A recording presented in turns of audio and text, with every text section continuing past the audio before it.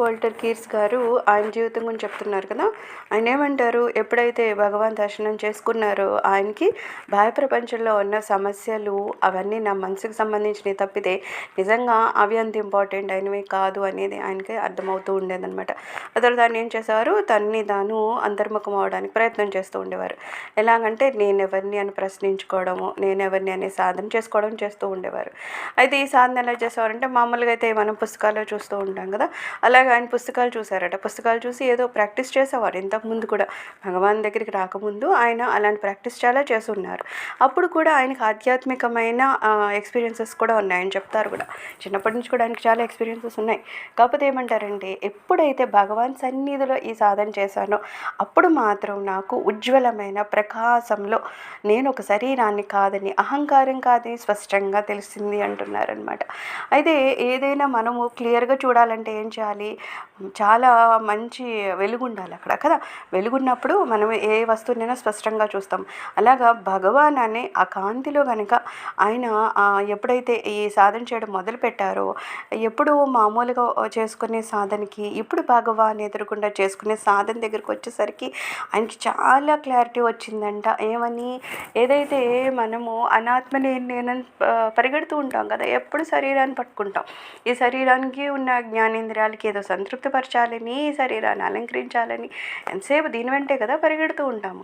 అలాగా ఆయన కూడా ఏమనుకునేవారు, ఈ శరీరమే ఏదో శాశ్వతం అని చెప్పేసి దాని గురించి ఆలోచిస్తూ ఉండేవారు. ఎప్పుడు అహంకారం, నేను, నాది, నా వాళ్ళు, దీని వెంట పరిగెడుతూ ఉండేవారు. అయితే ఏమంటున్నారు, ఎప్పుడైతే ఈ భగవాన్ ఎదురుగుండా వచ్చే సాధన చేయడం మొదలెట్టారో, ఆ స్వామి ఎదురుగుండా అక్కడే ఉండి ఆయన చేశారో, అప్పుడు బాగా క్లారిటీ వచ్చిందనమాట. కొన్ని మనం ఏదో తెలుసుకోవడం వేరు, అనుభవపూర్వకంగా తెలుసుకోవడం వేరు. ఎప్పుడైతే గురువులు ఎదురుకుండా ఉంటామో మనకి అనుభవపూర్వకంగా అవి అవగాహనకు వస్తూ ఉంటాయన్నమాట. కేవలం చదవడం వినడం వలన అంత మనకి క్లారిటీ రాదు. ఎప్పుడైతే స్వామివారి పాదాల దగ్గర కూర్చుంటామో, ఆ స్వామివారి అనుగ్రహం మన మీద పడుతుందో అప్పుడు మనకి క్లారిటీ ఎక్కువ ఉంటుందన్నమాట. సో ఏమంటున్నారు, ఆ స్వామివారి వలన నాకు బాగా అర్థమైంది, అహంకారం కానీ, ఈ శరీరం కానీ, ఈ అనాత్మ కానీ ఇవి నేను కాదు అని, ఆత్మ ఒక్కటే నేను అని చెప్పేసి చాలా క్లియర్గా నాకు అర్థమైంది అంటున్నారనమాట. అయితే ఏమంటున్నారు, నాలో అప్పటి వరకు చాలా చీకటి ఉండేదన్నమాట. ఎప్పటి వరకు ఒక భగవాన్ అనుగ్రహం మన మీద పడదో, ఎప్పటి వరకు ఒక సద్గురువు మాట మన చెవిన పడదో అప్పటి వరకు మనలో చాలా అంధకారం ఉంటుంది, చీకటి ఉంటుంది. ఎలాంటి చీకటి అంటే, అందులో ఏదో లేనిదంతా మనదనుకుని అనుకుంటూ ఉంటాం. ఏది నేను అది మర్చిపోయి అది అసలు ఎవరు ఉన్నారో మనకే అర్థం కాని స్థితిలో ఉంటాం. అందుకని చీకటి అంటాం. చీకటిలో ఏ వస్తువు ఏంటో మనకు అర్థం కాదు కదా. అలాగా ఎప్పటి వరకు ఒక గురువు అనుగ్రహం మన మీద పడదో అప్పటి వరకు ఏమవుతుంది, ఉన్నది లేనట్టు లేని ఉన్నట్లు ప్రేమలో ఉంటూ ఉంటాం కదా. సో వాల్టర్ కీర్స్ గారు కూడా అదే అంటారనమాట. ఎప్పుడైతే ఆ స్వామివారు ఆయన దృష్టి నా మీద పడిందో, ఆయన కాంతి నా మీద పడిందో, నాకున్న ఆ అంధకారం అంతా, ఆ చీకటి అంతా పోయి చాలా క్లారిటీ వచ్చింది. నేను శరీరం కాదు, నేను అహం కాదు, ఇవన్నీ నాకు క్లియర్గా అర్థమవుతూ పోయిందని చెప్తారనమాట.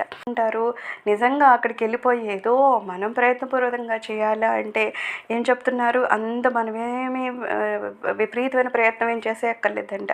అక్కడికి వెళ్తే చాలంట. ఆ స్వామివారి సన్నిధి దగ్గరికి వెళ్ళేసరికి ఏమైపోతుంది, సాధారణంగానే ఆయన నుంచి వచ్చే ఆ కరుణ, ఆ దృష్టి వలన ఏమవుద్దంట, మనలో ఉన్న ఆలోచనలు కానీ, అభిప్రాయాలు కానీ, సమస్యలు కానీ ఇంకెప్పుడు అయ్యే కదా ప్రవహిస్తూ ఉంటాయి. మన ఆలోచనలు ఎంతసేపు ఏ సమస్య వెంటో పరిగెడుతూ ఉంటుంది కదా. సో ఇవన్నీ ఏమవుతాయి, ఆటోమేటిక్గా ఆగిపోతాయంట. స్వామివారి దృష్టి పడగానే ఇవన్నీ ఆగిపోతాయంట. అందుకని ఏదో అక్కడే స్వామివారి ఎదురుగుండా కూర్చొని మనం ఏదో అతి కష్టపడిపోయి సాధన చేయాలంటే అలాంటి అవసరం ఏమీ లేదు, అంతా ఆటోమేటిక్గా జరిగిపోతుంది అని చెప్తున్నారనమాట.